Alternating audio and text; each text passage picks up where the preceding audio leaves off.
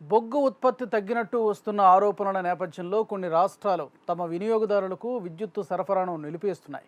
ఈ నేపథ్యంలో కేంద్ర విద్యుత్ శాఖ ప్రకటన జారీ చేసింది. ఆయా రాష్ట్రాలు తమ వద్ద ఉన్న కేటాయించిన విద్యుత్తును వినియోగదారులకు సరఫరా చేయాలని విద్యుత్ శాఖ తమ ఆదేశాల్లో పేర్కొంది.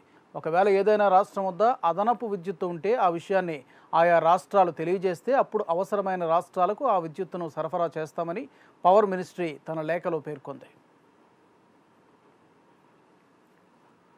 కొన్ని రాష్ట్రాలు తమ వినియోగదారులకు విద్యుత్తును సరఫరా చేయడం లేదని తమ శాఖకు ఫిర్యాదులు వచ్చినట్టు లేఖలో పవర్ మినిస్ట్రీ చెప్పింది.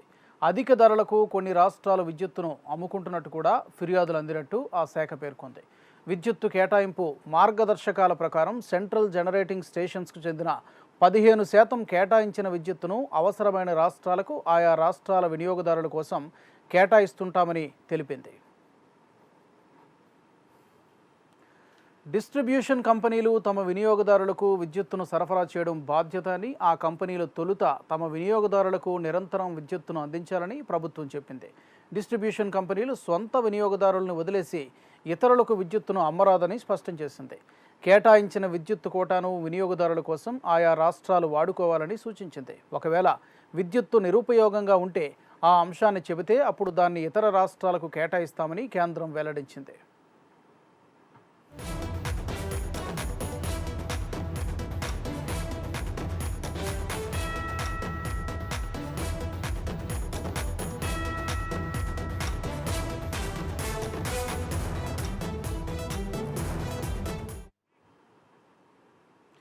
ఇక బొగ్గు కొరత, విద్యుత్తు సంక్షోభానికి సంబంధించి మరిన్ని డీటెయిల్స్ని మా ప్రతినిధి శిరీష్ అందిస్తారు.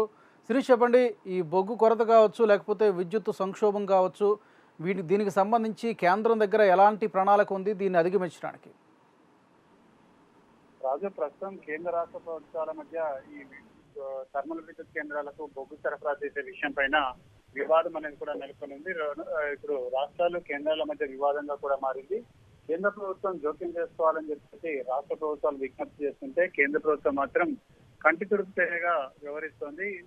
కారణాలు చెప్తున్న కారణాలు అవాస్తవాలుగా ఉన్నాయని చెప్పేసి కూడా రాష్ట్ర ప్రభుత్వాలు ఆరోపిస్తున్న పరిస్థితి.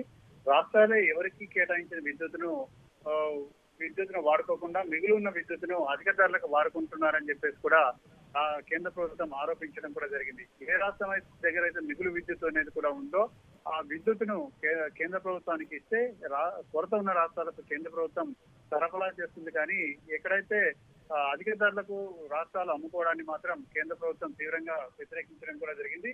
బొగ్గు కేటాయింపులు, విద్యుత్ సరఫరా అంతరాయాలపైన రాష్ట్ర ప్రభుత్వాల నుంచి పెద్ద ఎత్తున విమర్శలు వస్తున్న నేపథ్యంలో నిన్న కేంద్ర హోంశాఖ మంత్రి అమిత్ షా, కేంద్ర విద్యుత్ శాఖ మంత్రి, కేంద్ర బొగ్గు శాఖ మంత్రి ముగ్గురు కూడా సమావేశమయ్యారు. అధికారులతోటి పరిస్థితిని సమీక్షించడం కూడా జరిగింది. అయితే ఈ నేపథ్యంలో అన్ని రాష్ట్రాలకు, కేంద్రపాలిత ప్రాంతాలకు కేంద్ర ప్రభుత్వం నుంచి ఒక లేఖ రాయడం జరిగింది. ప్రస్తుతం బొగ్గు ఆధారిత విద్యుత్ ఉత్పత్తి కేంద్రాల నుంచి డిమాండ్ అనేది కూడా అధికమైంది.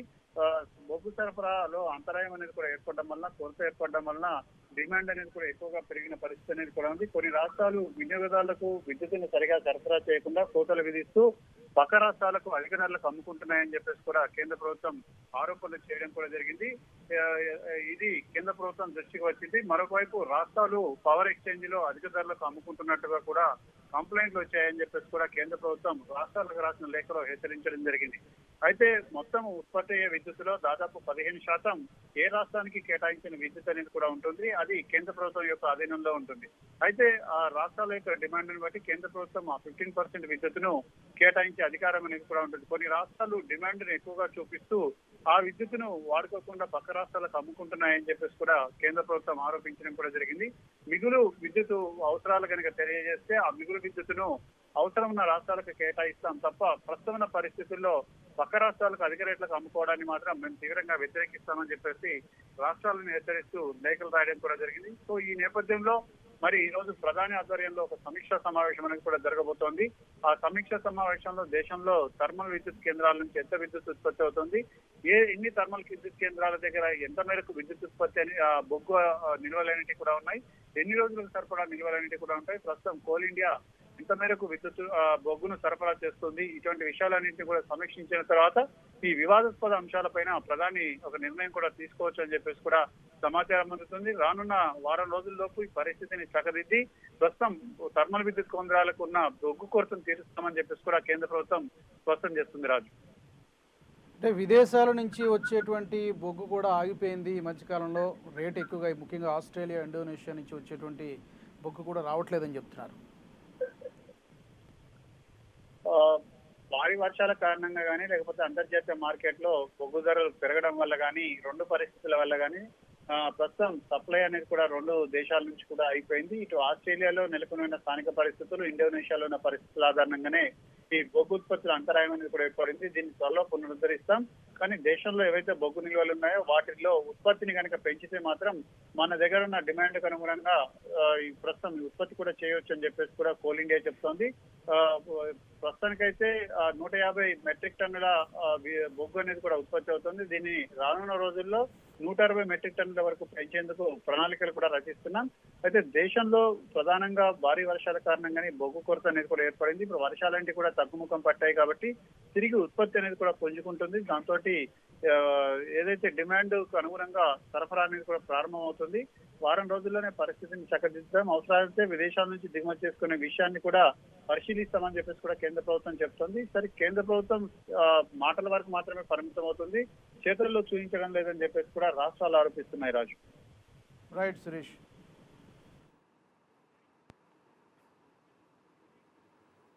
బకాయిలు చెల్లించకపోవడం కారణంగా విద్యుత్తు సంక్షోభం వస్తుందన్న అభిప్రాయాలు వ్యక్తమవుతున్నాయి. ఇప్పటికే చాలా రాష్ట్రాల్లో గనులకు విద్యుత్తు కేంద్రాలు బకాయిలు చెల్లించలేదని తెలుస్తోంది. 100 కోట్ల బకాయిలు, ఆపై వడ్డీలు ఉన్నాయని కేంద్రమే స్వయంగా చెబుతోంది. డబ్బులు వసూలు కాక సరఫరా నిలిపేశారన్న ప్రచారం జరుగుతోంది. దీనిపై మరింత సమాచారాన్ని మా ప్రతినిధి ప్రవీణ్ అందిస్తారు.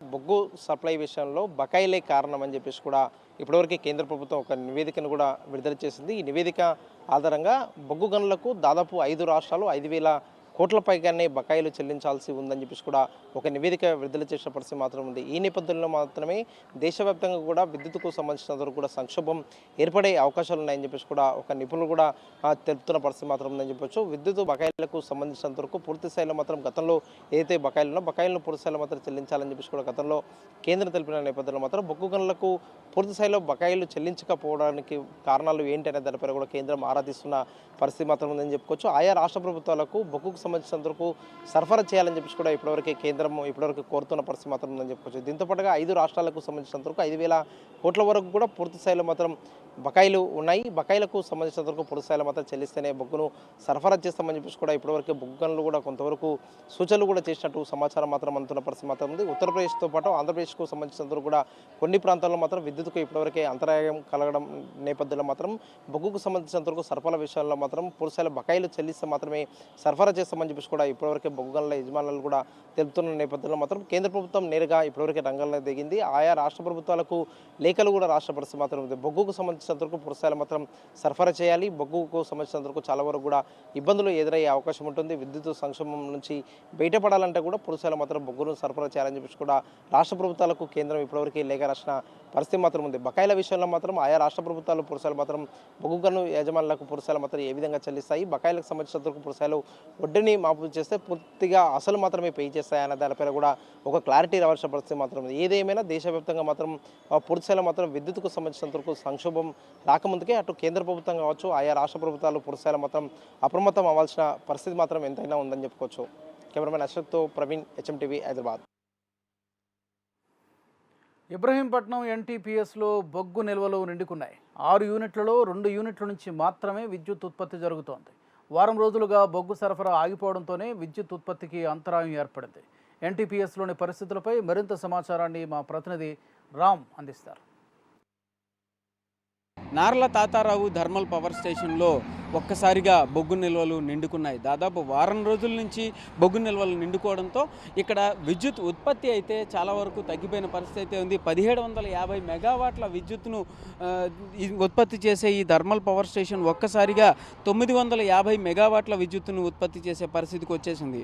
ఇందులో 7 యూనిట్లకు గాను 21,000 టన్నుల బొగ్గు నిల్వలు అవసరమవుతాయని అధికారుల దగ్గర ఉన్న సమాచారం అయితే ఉంది. అయితే దీనిలో మనం చూడొచ్చు మొత్తం 7 యూనిట్లలో కూడా 6 యూనిట్లు రెగ్యులర్గా పనిచేసే యూనిట్లు, 1 యూనిట్ కొత్తగా నిర్మించిన యూనిట్ కూడా కావడం, అందులో ఒక 2 యూనిట్లు మాత్రమే ప్రస్తుతం పనిచేస్తున్న పరిస్థితి అయితే ఉంది. అంటే దాదాపు కొత్తగా వచ్చిన యూనిట్ కాకుండా పాత యూనిట్లు ఒక 4 యూనిట్లు పనిచేయకపోవడం, వీటన్నిటికీ కావాల్సినంత బొగ్గు ఉత్పత్తి లేకపోవడం కూడా థర్మల్ పవర్ స్టేషన్ నుంచి పవర్ సప్లై అనేది చాలా వరకు తగ్గిపోయిన పరిస్థితి అయితే ఉంది. అయితే ఒకవేళ ఇటు రైల్వే వ్యాగన్లలో కానీ ఇటు లారీలలో కానీ ఏదైనా బొగ్గు వచ్చినప్పటికీ కూడా ఆ వచ్చిన బొగ్గు వచ్చినట్టుగా ఆ రోజు ఉత్పత్తితో పూర్తయిపోవడం, ఆ ఉత్పత్తి కూడా 950 మెగావాట్లు దాటకపోవడం కూడా చాలా వరకు వినియోగదారులకి ఇబ్బందికరంగా మారిన పరిస్థితి అయితే ఉన్నట్టుగా కూడా తెలుస్తుంది.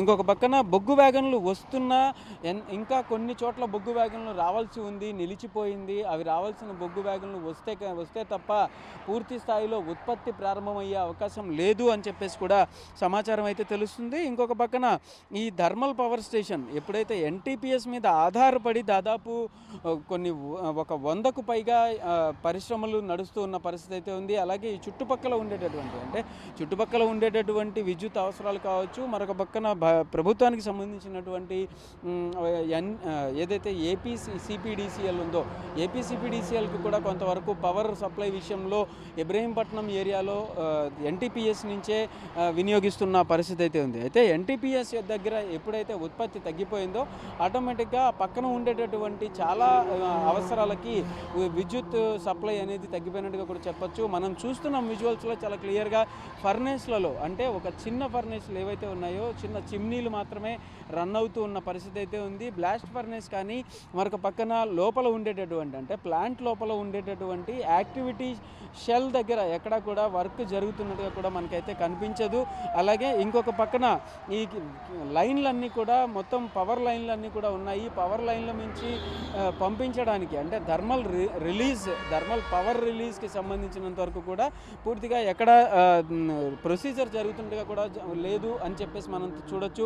ఇంకొక పక్కన బొగ్గు వెళ్ళేటటువంటి కన్వేయర్ బెల్ట్ ఏదైతే ఉందో ఆ కన్వేయర్ బెల్ట్ నుంచి కూడా కంప్లీట్గా ఖాళీగా ఉన్న పరిస్థితి అయితే ఉంది. పునరుత్పత్తి ప్రారంభమైతే తప్ప మనం ఏ రకమైనటువంటి చాలా వరకు కూడా విద్యుత్ అవసరాలు ఆగిపోయే పరిస్థితి అయితే ఉన్నట్టుగా కూడా తెలుస్తుంది. ఏదైనా ఎన్టీపీఎస్లో బొగ్గు నిల్వలు నిండుకున్నాయి, వచ్చినటువంటి ఏ రోజు వచ్చిన బొగ్గు ఆ రోజే పూర్తి అయిపోవడంతో కూడా బొగ్గు నిల్వలు పూర్తి స్థాయిలో వస్తే తప్ప మిగతా 4 ప్లాంట్లు కూడా ప్రారంభమయ్యేటటువంటి అవకాశం అయితే లేదని ప్రస్తుతం ఉన్న పరిస్థితిని బట్టి అయితే తెలుస్తుంది. కెమెరా పర్సన్ వెంకట్తో రామ్, హెచ్ఎంటీవీ, ఎన్టీపీఎస్ నుంచి ఇబ్రహీంపట్నం.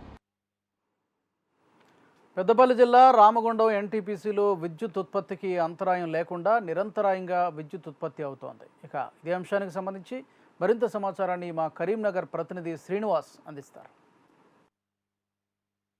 ఇప్పుడు దేశవ్యాప్తంగా అందరినీ కలవరపెడుతున్న అంశం కరెంటు.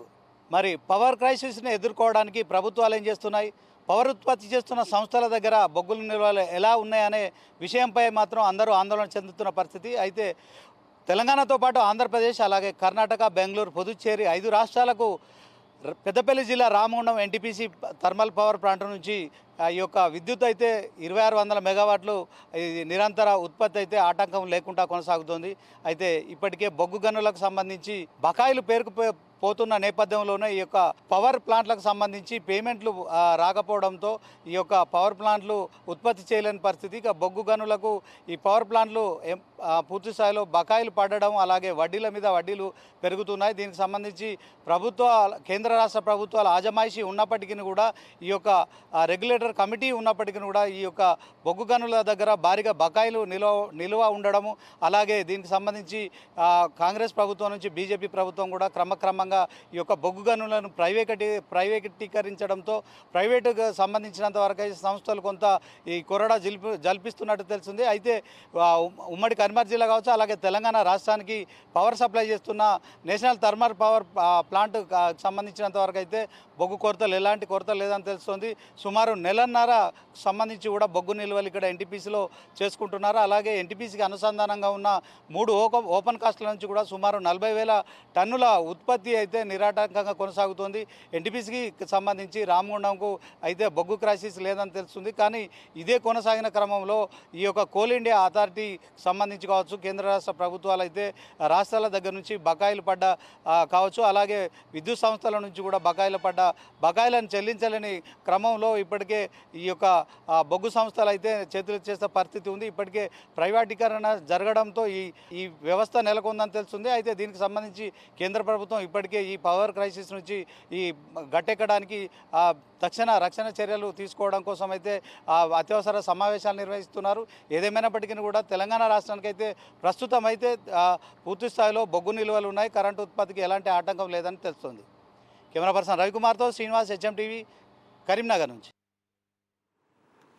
దేశవ్యాప్తంగా బొగ్గు నిల్వలు అడుగంటుతున్న నేపథ్యంలో ఆధారిత పరిశ్రమలతో పాటు థర్మల్ పవర్ ప్లాంట్ల పరిస్థితి ఆందోళనకరంగా మారింది. బొగ్గు కొరతతో విద్యుత్ రంగం సంక్షోభంలో కూరుకుపోతుందనే ఆరోపణలు వ్యక్తమవుతున్నాయి. అసలు ఈ స్థాయిలో బొగ్గు నిల్వలు అడుగంటడంలో ప్రభుత్వాలు ఏం చేస్తున్నాయి? ఉత్పత్తి సామర్థ్యం కుప్పకూలిపోవడానికి కారణం ఏంటి అన్న అంశానికి సంబంధించి మరింత సమాచారాన్ని భద్రాద్రి కొత్తగూడెం నుంచి మా ప్రతినిధి ఆర్కే అందిస్తారు.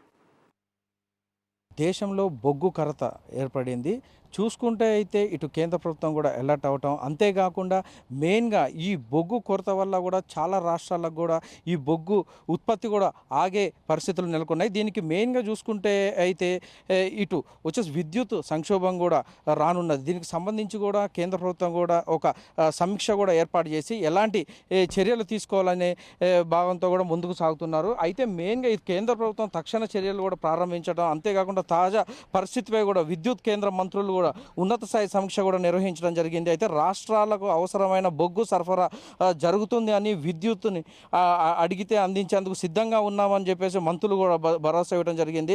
అయితే బొగ్గు కొరతపై కూడా అనవసరంగా కూడా ఆందోళనలు కూడా సృష్టించారని చెప్పేసి కూడా ఇటు మంత్రులు కూడా విమర్శించడం జరిగింది.